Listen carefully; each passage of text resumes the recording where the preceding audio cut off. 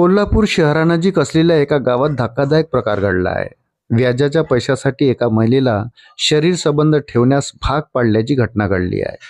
या प्रकारामुळे कोल्हापूर शहर आणि परिसरात खळबळ उडाली आहे. वाहन चालक म्हणून सोबत येणाऱ्या एका व्यक्तीने पीडित महिलेला पैसे देऊ केले होते. तो वारंवार तिच्याकडे पैशाची मागणी करत होता.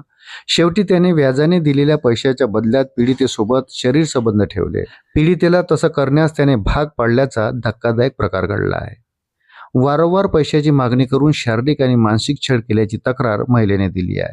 आरोपीने हॉटेलवर नेऊन नग्न अवस्थेत फोटो आणि व्हिडिओ काढून जबरदस्ती केल्याचं तक्रारीमध्ये म्हटलं आहे. त्यानंतर जाब विचारण्यासाठी गेलेल्या जावयालाही त्याने मारहाण केली. सदरील घटना कोल्हापूर शहराजवळच असलेल्या एका गावात घडली.